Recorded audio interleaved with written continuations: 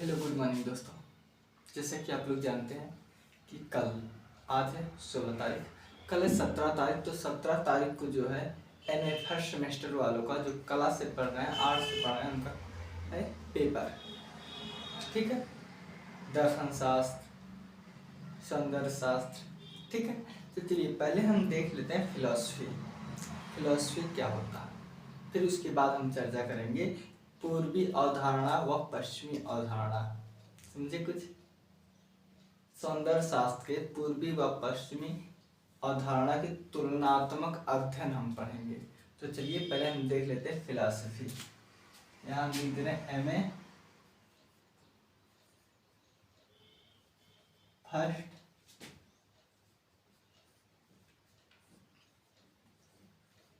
First semester art. ठीक है, MA first semester art. ठीक है दोस्तों, चलिए हम देखते हैं फिलॉसफी।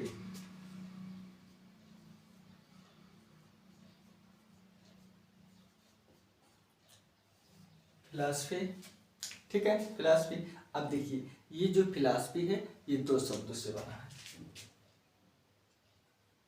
एक का अर्थ है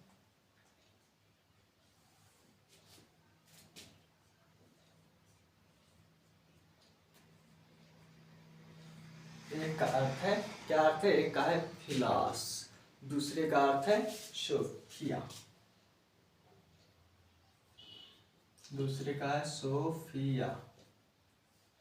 अब देखिए आपका ये जो फिलास का क्या मतलब है? तो फिलास का मतलब है आपका प्रेम, अनुराग। क्या है? प्रेम, अनुराग। इसका अर्थ है आपका प्रेम, अनुराग। ठीक है, और इसका आपका है अध्ययन या ज्ञान। ठीक है, इसका अर्थ है ज्ञान या अध्ययन।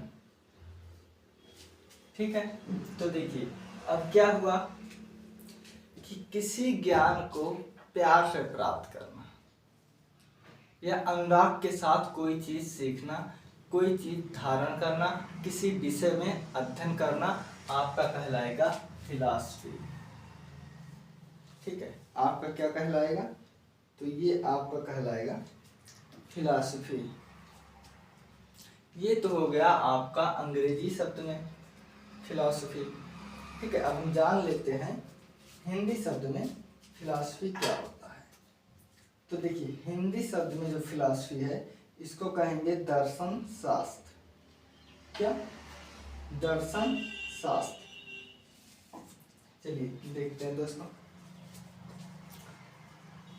इसको जब हम हिंदी में पढ़ेंगे ऐसे मतलब भारतीय में, तो इसका हो जाएगा दर्शन शास्त्र। देखिए ये तो आपका फिलॉसफी है, पाश्चात्य में है। आप ये कह सकते हो कि ये फिलॉसफी जो है ये पाश्चात्य कला का है, और हमारे जो पूर्वी साइड में है, मतलब हमारे जो भारत में है, उसे दर्शन शास्त्र हमारे मनीषियों ने, हमारे मुनियों ने, हमारे जो है विद्वानों ने उसे दर्शन शास्त्र नाम से संबोधित किया है। अब देखिए ये दर्शन शास्त्र की उत्पत्ति कहाँ से? दर्शन किसी चीज, जैसे देखिए हम लोग जाते हैं दर्शन करने, हनुमान जी की कोई दर्शन करने जाता, कोई राम जन्मभूमि पर जाता है, कोई जो है नाना प्रकार के मंदिरों में जाते हैं दर्शन करने, जाते हैं ना। तो दर्शन का मतलब वहाँ क्या करते हैं बताओ? दर्शन मतलब देखना, वहाँ देखने ही तो जाते हैं। तो इसका अर्थ है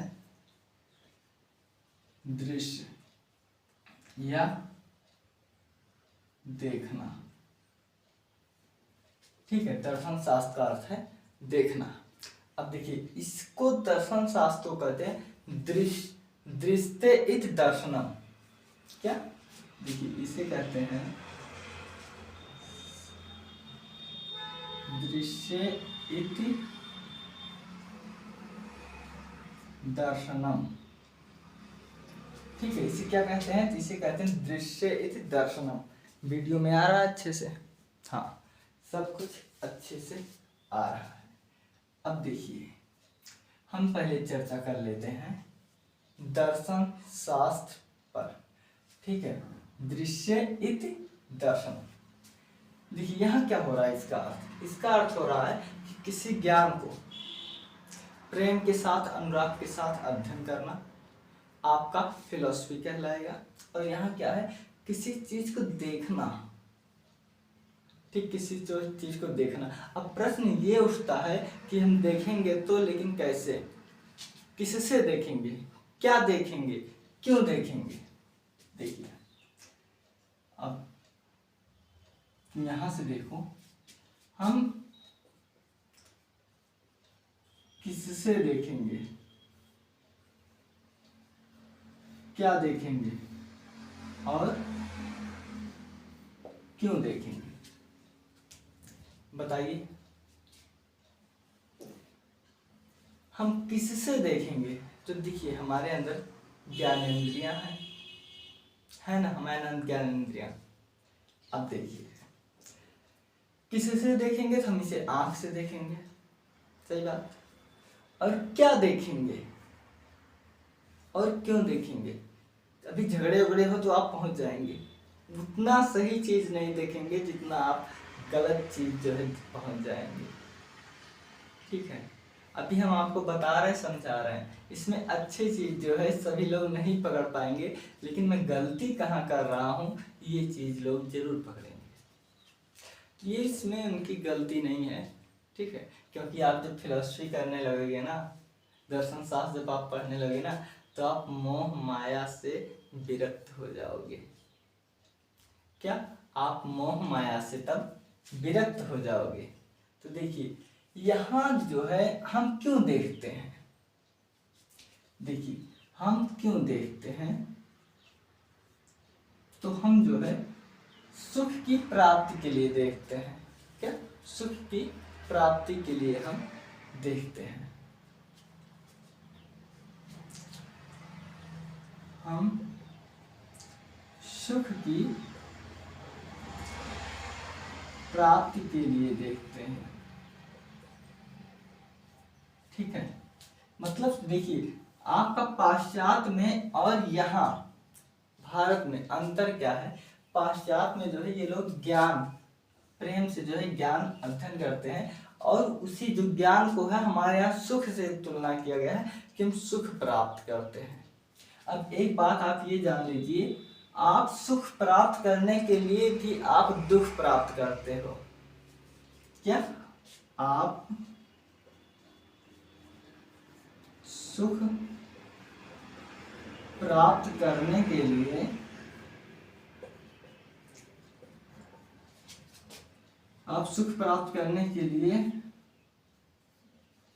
दुख प्राप्त करते हो।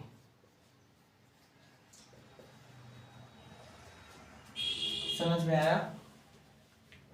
आप सुख प्राप्त करने के लिए आप दुख प्राप्त करते हो। ये सौंदर्य शास्त्र भाई ऐसे ऊपर से उड़ता है, इसलिए मैं बहुत सरल शब्दों में आपको बताने का प्रयास कर रहा हूँ। वीडियो रिकॉर्डेड जो हो रही है दिन में हो रही है, इसलिए बहुत शोर शराबा हो रहा होगा, आप इसको इग्नोर कीजिए और इस पर फोकस कीजिए। तो देखिए दर्शन शास्त्र में है सुख की प्राप्ति के लिए। ठीक है, तो देखिए यहाँ पर क्या कहा गया है कि सुख, देखिए आप सुख की प्राप्ति करने के लिए दुख प्राप्त करते हैं। अरे भाई आप तो प्राप्त करना चाह रहे हैं सुख, लेकिन आप दुख प्राप्त कर रहे हैं। उदाहरण बताऊं, जैसे मान लो किसी औरत को, या जब हम लोगों का जन्म हुआ, ठीक है, जब हम लोगों का जन्म हुआ तो क्यों जन्म हुआ? सुख की प्राप्ति के लिए। तो सुख की प्राप्ति के लिए जो है जन्म हुआ, लेकिन सबसे पहले जो है कष्ट हुआ माता श्री को। ठीक है, माता श्री को पहले कष्ट हुआ, 9 महीने पेट में पाली, उसके बाद जो है भौतिक जीवन में, मतलब अब ये देख लीजिए, जितना भी चीज आंखों से दिखाई देता है वो भौतिक सुख है। ठीक है, देखिए जब हम लोग छोटे थे तब से आज तक पालती आई। क्यों? क्योंकि उम्मीद सुख की उम्मीद करते हैं। देखिए, ये सुख की प्राप्त करने के लिए दुख, यानी कि जो है 17-18 साल तक वो दुख उठाती हैं। एक उदाहरण ये हो गया। और दूसरा उदाहरण हो गया जो है सुख प्राप्त करना। तो देखिए, आप सुख प्राप्त करने के लिए क्या करते हो? एक ही साधन, आप पैसे कमाओगे। तो पैसे कमाने के लिए आप क्या करोगे? दुख उठाओगे।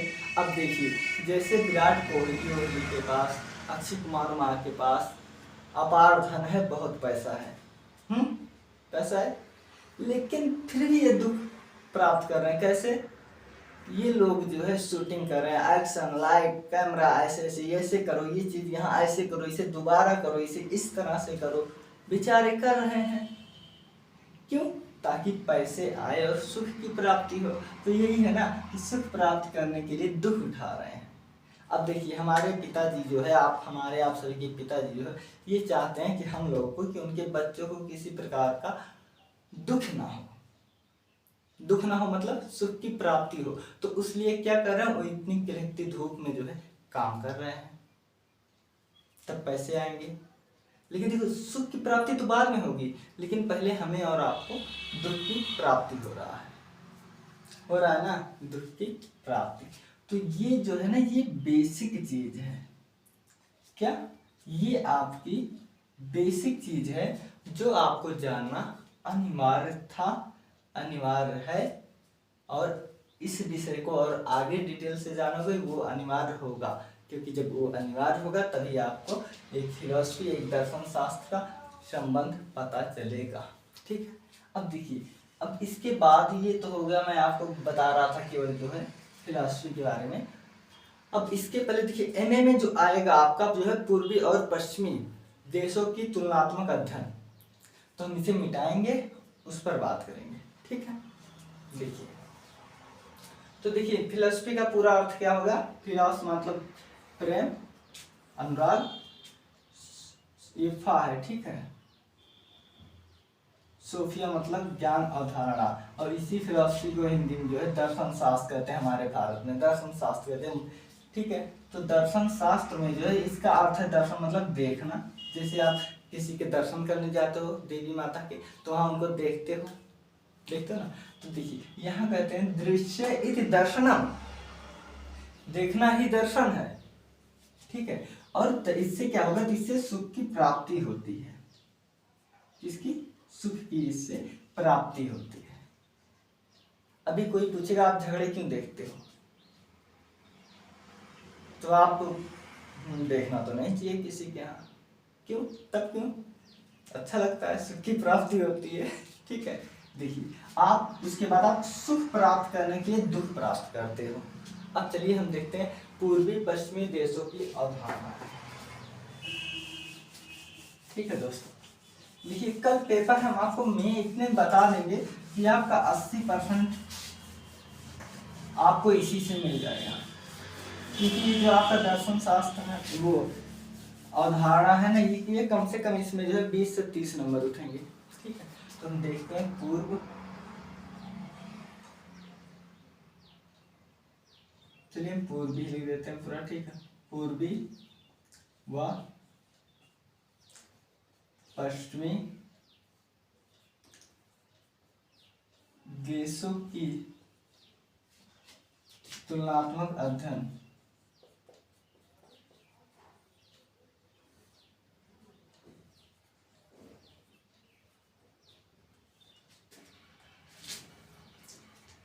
हमारे एक फ्रेंड हैं, फ्रेंड कह सकते हो, दोस्त कह सकते हो, या आप में से कुछ लोग हैं जो में, तो उनका कल पेपर है, तो बोले तो समझ में नहीं आ रहा था। हमने कहा आपको ऐसे समझा दूंगा चुटकियों में, तुलनात्मक अध्ययन। तो देखिए, ये हमारा है ग्लोब, ठीक है, ये हमारा ग्लोब है। ऐसे बांट लो, बढ़ गया। अब ये आपका होगा 2 भागों में, हो गया ना। तो अब देखिए, अब हम देखते हैं पहले जो है पूर्वी और पश्चिमी। ठीक है। पूर्वी, तो देखिए ये आपका हो गया पूर्व, ये आपका हो गया पश्चिमी। ठीक है, ऐसे आप बांटिए यहाँ पर, या अगर आप जो है ऐसे होंगे तो ये उल्टा हो जाए। देखिए हम सीधे लिख दे रहे हैं। मैं मैप इसलिए बता रहा हूँ क्योंकि इधर के जितने पार्ट हैं भारत के, इस साइड से इधर के, ये सारे पूर्वी हैं और इस साइड के पश्चिमी हैं। तो इधर देखो यही अमेरिका, न्यूयॉर्क यही आता है। तो देखिए मैं यहाँ लिखूंगा जो पहले पूर्वी देश, और मैं यहाँ लिखूंगा पश्चिमी देश। अब मैं बीच में ऐसे कर दूंगा सर्कल। ठीक है, देखिए जब हम लोग बचपन में थे, मतलब बचपन का मतलब जब हम 5वीं 6वीं में पढ़ते थे, तो हम लोग ऐसे तुलना करते थे।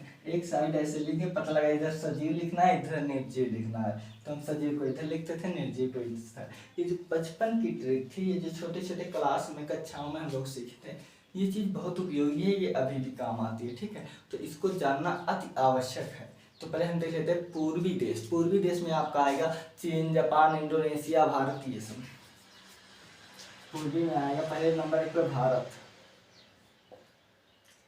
चीन, जापान, इंडोनेशिया, आदि। पश्चिमी में आपका आएगा फ्रांस, ये मैं कर दूं?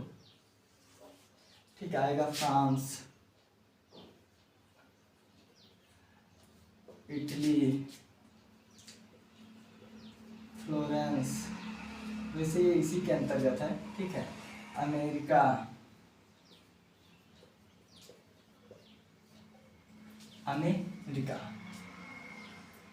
ठीक है, जर्मन,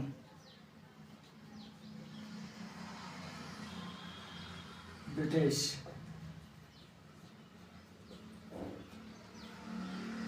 आर्मी। क्या है, देखिए ये आपके पश्चिमी और पूर्वी और पश्चिमी देश हो गए। देखिए अब इसमें हम बात करेंगे यहाँ पर जो है दार्शनिक की।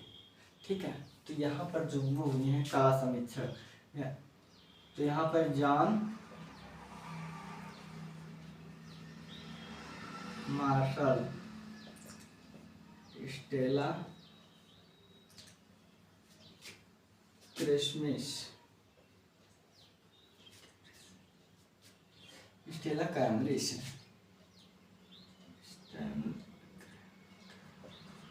Stella Cambridge. मुझे अच्छे से याद नहीं आ रहा है, आप जो इसको देख लीजिएगा। ठीक है, और मैं थोड़ा थोड़ा बताता हुआ चल रहा हूँ ताकि आप अपने हिसाब से बना लीजिएगा, समझ लीजिएगा। देखिए भारत में है भरत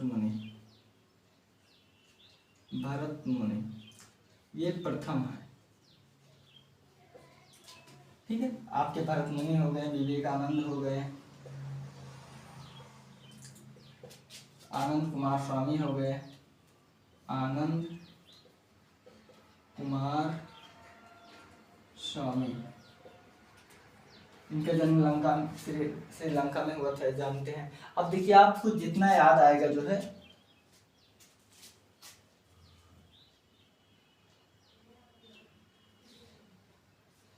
एक मिनट,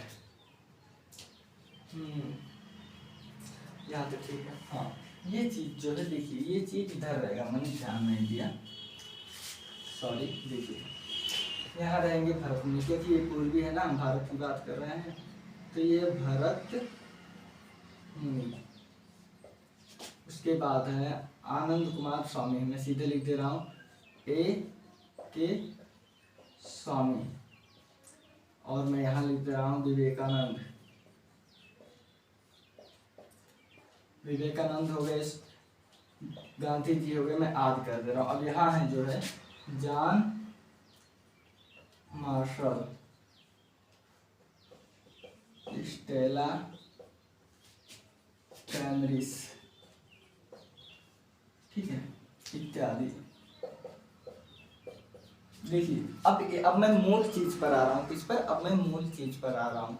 तो देखिए जो भारतीय कला है, क्या भारतीय कला है, पूर्वी कला मतलब भारतीय कला। तो पूर्वी कला जो है, यहाँ पर कला क्या है, यहाँ पर कला जो है वो आध्यात्मक है। देखिए यहाँ पर कला आध्यात्मक है, अध्यात्मक, ठीक है। यहाँ कला अध्यात्मक है, लेकिन यहाँ कला आपका क्या है, देखिए यहाँ जो कला है यहाँ पर परम आनंद के लिए प्रयोग होता है। यहाँ कला अध्यात्मक है वह या परम आनंद, परम आनंद के लिए, मैं पहले लिखा दे रहा हूँ, उसके बाद मैं समझा दूंगा आपको अच्छे से, ठीक है। आप चिंता बिल्कुल भी मत कीजिएगा। लेकिन यहाँ देखिए यहाँ का कला जो है परम आनंद के लिए है। यहाँ जो कला है यहाँ पर कैसी कला है बताइए। तो यहाँ पर देखिए विदेश में क्या है, आप क्या है, विदेश की आप मूर्तियों को देखेंगे, वहाँ पर पहली बात देवी तो है नहीं, वहाँ पर देवी देवता के स्थान पे मानव शरीर के गठनता को दर्शाया गया है। किसको, मानव शरीर के गठनता को दर्शाया गया है। पश्चिम मानव केंद्रित तक सीमित है। देखिए यहाँ जो है मानव केंद्रित, ठीक है, क्या केंद्रित, देखिए यहाँ पर मानव जो है केंद्रितात्मक है। ये मानवीय शरीर के गठनशीलता को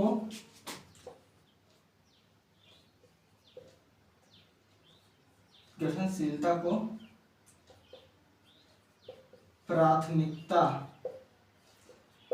देता है। अब मैं एक दो नाम लिखा दे रहा हूं, जैसे हमारे यहाँ क्या है, हमारे यहाँ है ईश्वर,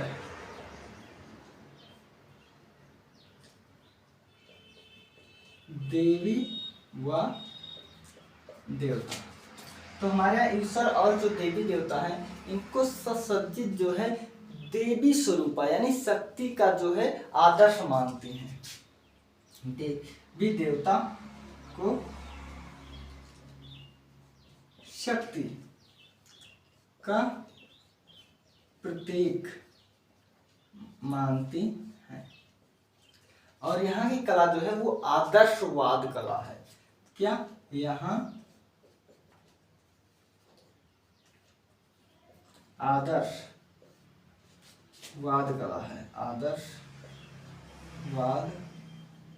कला है। कैसा है यहाँ पर जो है ना, यहाँ पर आदर्शवाद कला है, ठीक है। यहाँ पर आदर्शवाद कला है। लेकिन विदेशों में क्या है, पश्चिमी में क्या है, वहां पर जो है नग्नता को दर्शाया गया। किसको, वहां पर मानव शरीर के गठनता को दर्शाया। यहाँ जो है, यहाँ नग्नता को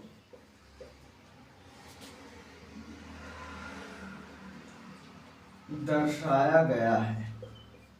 किसको, यहाँ पर जो है नग्नता को दर्शाया गया है। अब देखिए हमारे जो देवी देवता यहाँ पर क्या है, यहाँ पर है जैसे वीनस की मूर्ति, मरियम, ठीक है, वीनस की मूर्ति हो गई, मरियम हो गई, सिलभंदिका तो अपने यहाँ का है, ठीक है। देखिए ये हो गया, और इसी के साथ ही साथ यहाँ नेफ्रोदिति हो गई,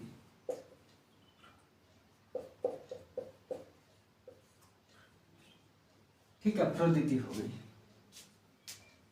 अब देखिए यहाँ क्या है, अपने यहाँ है सीलभंदिका,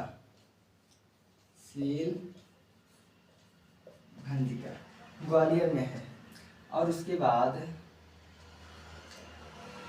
कृष्ण, राम, राधा, ठीक है, कृष्ण, राम, राधा, ये सब है, ठीक है। अब देखिए यहाँ की जो कला है वो कामुकतापूर्ण है। यहाँ की कला है भाव आध्यात्मिकता है, ठीक है। देखिए यहाँ जो है कामुकता, जोश, नग्नता है, लेकिन यहाँ भाव, क्या, यहाँ भावात्मक है, भावात्मक व आदर्श है। ठीक है, कैसा है? भावात्मक है व आदर्श है। यहाँ क्या है बताइए? यहाँ रेखा प्रधान है लेकिन यहाँ रंग प्रधान है। देखो वीडियो नीचे आएगा कि नहीं? नहीं, वीडियो में जो है इसके नीचे नहीं आ रहा है, तो मैं आपको देखिए, आप देखो मैं ऊपर से थोड़ा सा मिटा दे रहा हूँ, ठीक है? दोनों में देखिए, तो ये आपका कहाँ? भारत, चीन, जापान, इंडोनेशिया आदि है। ये आपकी भारत में है, पूर्वी है। पश्चिम में फ्रांस, इटली, फ्लोरेंस, अमेरिका और जर्मन, ब्रिटेन आदि है। ठीक है, तो हम इन दोनों को मिटा देंगे। चलो मैं यहाँ तक मिटा दे रहा हूँ, ठीक है? और इसको भी एक और मिटा दे रहे हैं। अब चलिए देखते हैं। भारत की जो है ये रेखा प्रधान है, रेखा प्रधान। ध्यान दीजिएगा, मैं प्रधान शब्द का प्रयोग कर रहा हूं। किसका? प्रधान का। ये रंग प्रधान है, ठीक है? आपका देखिए, भारत में जो है पूर्वी कला रेखा प्रधान है, बल्कि यहाँ पश्चिमी कला जो है वो कला, वो रंग प्रभाव है, कलर प्रभाव है। ठीक है, इसके बाद यहाँ जो है टेम्परा, यहाँ टेम्परा में जो है, टेम्परा में आपका हाँ ये हो गया अंडा की जर्दी, गोंद आदि मिलाकर जो है ये लोग टेम्परा का प्रयोग किए हैं भारतीय कला में या पूर्वी कला में। और पाश्चात्य में ये लोग जो है कैनवास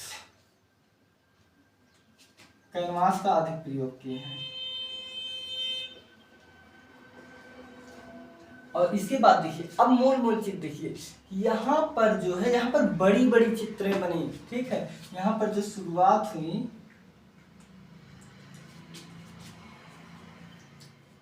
बड़ी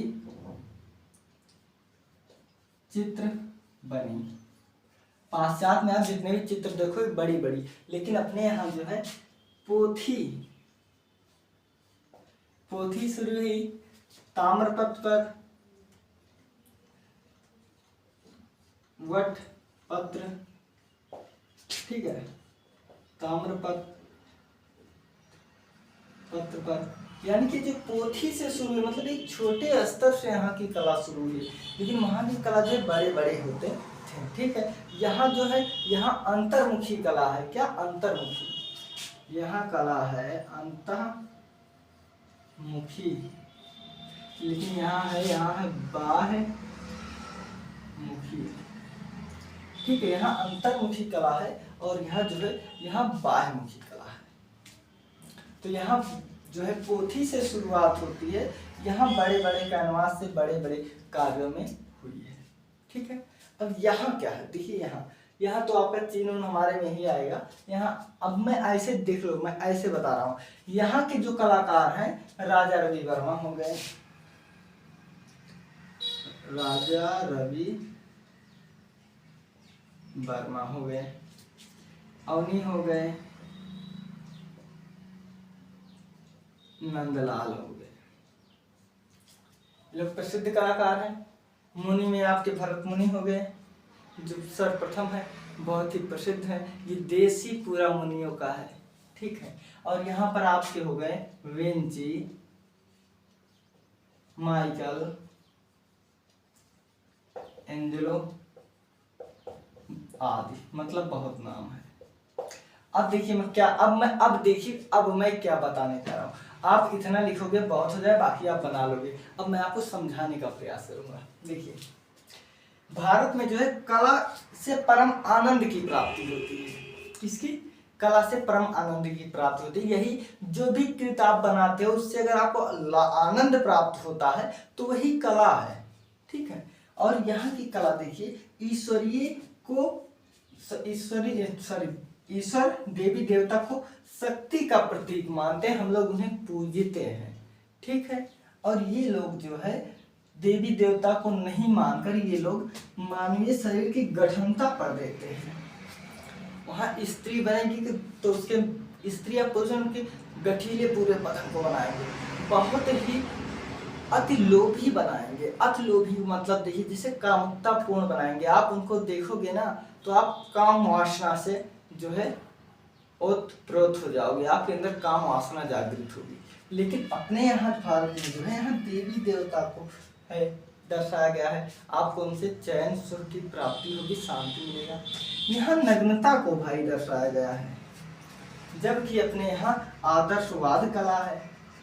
यहाँ जो देवी देवता हमारे भारत में बनते हैं, स्त्री बनती है, एक दो कलाकार को छोड़ दो, तो यहाँ पर जो देवी देवता होती हैं स्त्रियाँ ही जो अगर हम लोग बनाते हैं, आप सभी लोग बनाते हैं, तो उसे पूरे कपड़े में बनाते हैं, उसके हम सौंदर्य को दिखाते हैं, ना कि उसके हम नग्नता को दिखाते हैं, उसकी गठनशीलता को दिखाते हैं।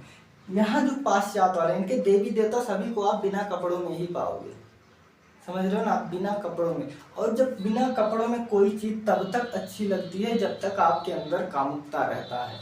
जैसे आपके अंदर कामुकता खत्म हुआ, वो अच्छी चीज़ जो है पूरी की पूरी आपको अभद्रता दिखने लगेगी। उदाहरण बताऊं, आप किसी स्त्री या पुरुष को बिना कपड़े के आप देखोगे तो जब तक आपके अंदर कामुकता रहेगा तब तक अच्छा लगेगा। उसके बाद वो पूरी शरीर आपको 2-3 मिनट अच्छे लगेगा, उसके बाद आपको पता नहीं कैसे बहुत घृणा जैसी होगी, वहाँ से आप हटना चाहोगे, उसको आप नहीं देखना चाहोगे। तो ऐसी कला जो है हमारे पाश्चात्य काल का है, विदेशियों की है।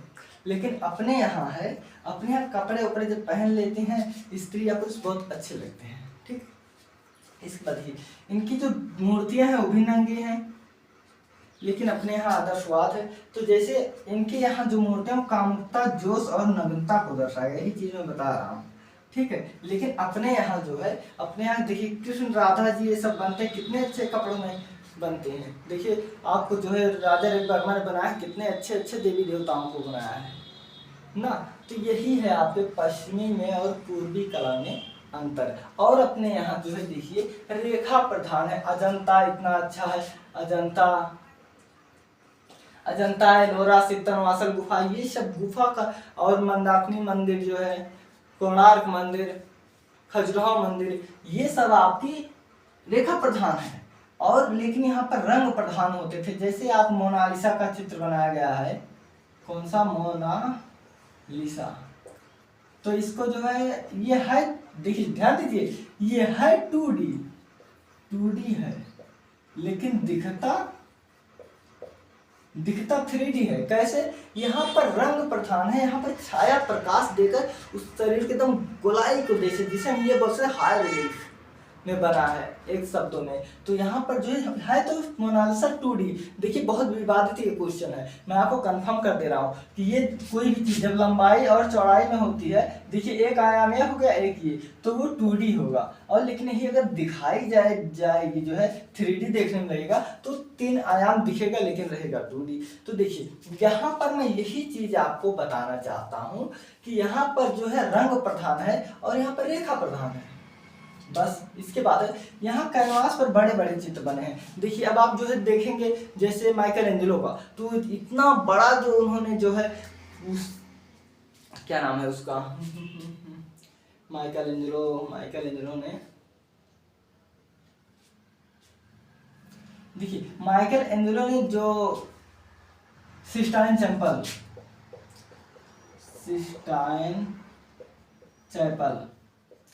ठीक है, सिस्टाइन चैपल, माइकल एंजेलो देखो सिस्टाइन चैपल जो कितना बड़ा, कितना विशाल केंद्रित किया, वहां पर कितना विशाल चित्रित किया है।